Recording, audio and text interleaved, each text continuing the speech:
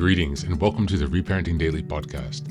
In this podcast, we'll dive deep into reparenting, exploring all of the tools and resources that you'll need to help you along your journey. This podcast is divided into 3 sections. The first is a daily reading. The second is a discussion of the reading followed by suggested journal prompts. And the last section is a peaceful meditation for closing.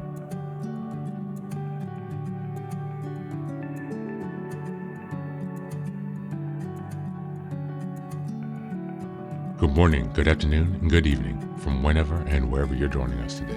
I'm so glad that you're here as we continue on this journey of self-expansion and growth. If this is your first time, welcome. Before we dive in, a quick reminder. Like, share, and subscribe to this podcast on Apple Podcasts, Spotify, and YouTube. Your support here helps spread the word and grow this community of self-reparenting. Now for a few updates. First, I'm excited to introduce our Patreon community, where for a small monthly fee, you can join us for 3 weekly reparenting support meetings.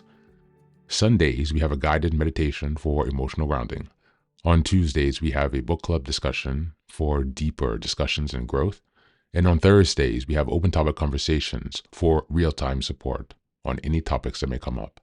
You can find all of the details about what's included in this community by going to the Reparenting Daily website and checking out the community tab. In addition, we now have a WhatsApp support group, a global network of fellow travelers available anytime you need encouragement, guidance, or a simple connection. This is just one of the many ways we're building a strong, supportive space for your reparenting journey. The next announcement is that I've just released my first few books. The first is the Reparenting Daily Journal, a structured 365-day guide to help you work through reparenting day by day. Starting in 2025, each month focuses on a key theme with weekly sub-themes. The Reparenting Daily podcast episodes align with the journal, making it an interactive and immersive experience to help you stay focused and ensure real progress this year. Now for the next announcement, I'm thrilled to introduce Fairy Tales for Reparenting Daily, a collection of 3 books inspired by Jungian analysis, mythology, philosophy, psychology, and most importantly, the work of Marie-Louise von Franz. These short, simple stories are designed to help you reconnect with your inner child and experience healing through storytelling. What makes these books unique? Well, at the end of each story, there's a deep dive analysis exploring its themes, explored by journal prompts to help you reflect on how these lessons relate to your personal journey. All of these books are now available on Amazon, so go ahead and take a look and support this project. Reparenting is a journey of growth, iterative change, and continuous improvement. Much like nurturing the bonsai tree, it requires patience, care, consistency, and attention. Thanks for being here and supporting this work, and for committing on your journey of self-expansion. Now, without further ado, let's dive into today's practice. Today's reading is from the Nicomachean Ethics by Aristotle. Just as a reminder, we're in May, and the theme for this week is emotional regulation. This is the end of week 2, which is May 8th until the 14th. And the theme for this week has been managing strong emotions. We're going to be reading from Book 2, Chapter 9 of the Nicomachean Ethics. Just as a nice aside, this is the book that I wrote my undergraduate thesis on. My undergraduate thesis for my political philosophy degree was called On the Morality of Happiness. If you're interested in having a discussion, feel free to reach out to discuss this book in more depth. It's a very good read. There are so many countless lessons in this work that are very important for this day and age. So without further ado, let's go ahead and start on the Nicomachean Ethics, Chapter 2, Book 2, Chapter 9. Enough has now been said to show that moral virtue is a mean, and in what sense that is so. Namely, that is what a mean between 2 vices, one of excess and the other of defect, and that it is such a mean because it aims at hitting the middle point in feelings and in action.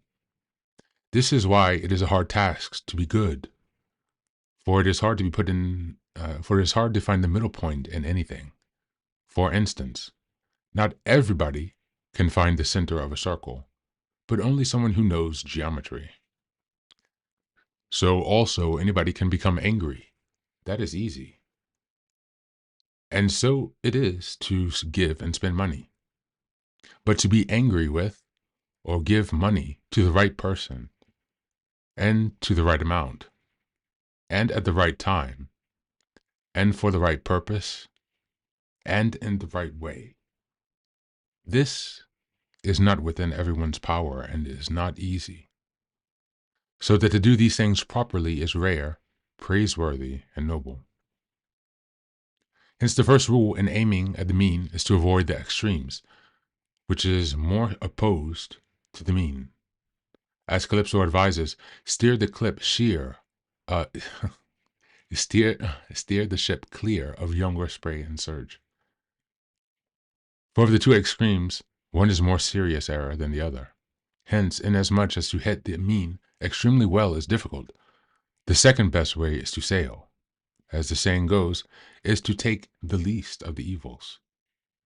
And the best way to do this will be the way we enjoin. The second rule is to notice what are the errors to which we ourselves are most prone, as different men are inclined by nature to different faults. And we shall discover what these are by observing pleasure and pain that we experience. But we must drag ourselves away from the opposition, for by steering wide of our besetting error, we shall make a middle course. This is the method adopted by carpenters to straighten warped timber. Thirdly, we must in everything be most of all on our guards against what is pleasant and against pleasure. For when pleasure is on her trial, we are not impartial judges. The right course is therefore to feel towards pleasure as the elders of the people felt towards Helen, and to apply their words on her every occasion. For if we roundly bid her to be gone, we shall be less likely to err. These, then, to sum up the matter, are the precautions that will best enable us to hit the mean. But no doubt it is a difficult thing to do, and especially in particular cases. For instance, it is not easy to define in what manner and with what people and on what sort of grounds and for how long one ought to be angry. In fact, we sometimes praise men. In fact, we sometimes praise men who err on the side of defect in this matter and call them gentle. Sometimes those who are too quick to anger and style them manly. However, we do not blame one who diverges a little from the right course, whether on the side of too much or too little, but one who diverges more widely, for his error is more notice. Yet the degree to which and how seriously a man must err to be blamed is not easy to define on principle, for in fact no object of perception is easy to define, and such questions of the degree depend on particular circumstances, and the decision lies with perception. Thus, then, is clear. It is the middle disposition in each department of conduct that is to be praised. But one should learn, sometimes, to the side of excess, and sometimes to that of deficiency, since it is the easiest way of hitting the mean and the right course. Thank you, and that's the reading for today.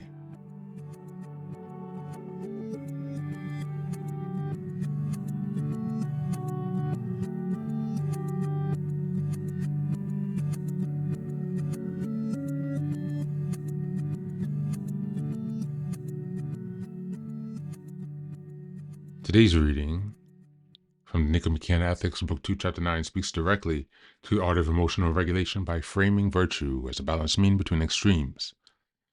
This connects strongly to the month theme and the weekly theme of managing strong emotions. You see, Aristotle emphasizes that moral virtue, whether it's courage, patience, or generosity, is not about avoiding emotions or actions altogether, but about expressing them in the right way, at the right time, and to the right degree.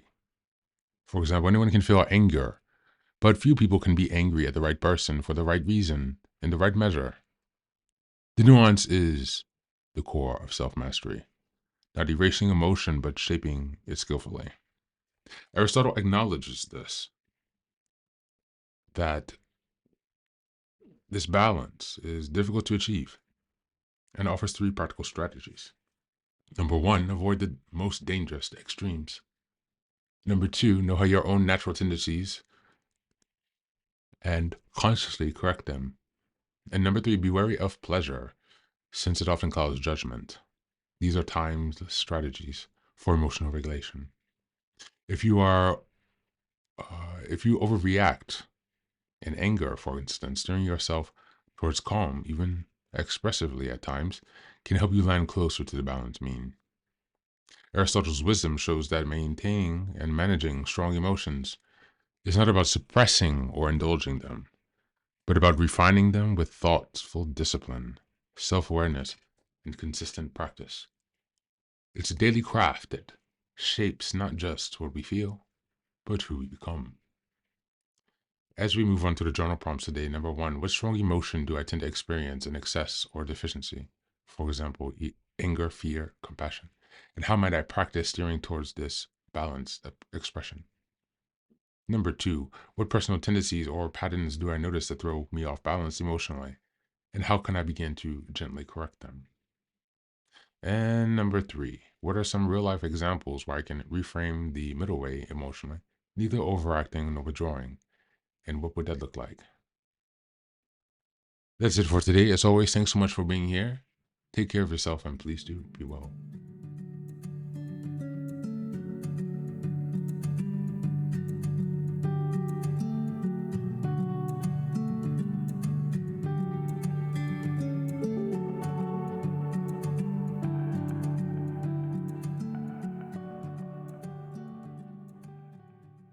Please go ahead and find a space where you can be comfortable and undisturbed, where you can relax and spend some time with yourself for this 10-minute silent meditation. You can choose to be sitting, standing, lying down, or in whatever position makes you comfortable today. Take a moment to simply be with yourself. Focus on your breath and gently connect with each part of your body. If thoughts arise, don't let them overwhelm you. Just observe them without attachment. Imagine them as leaves drifting down atop a river, passing by without needing your engagement. Stay present, grounded, and open to this moment, no matter what time you are listening and practicing this meditation. Namaste.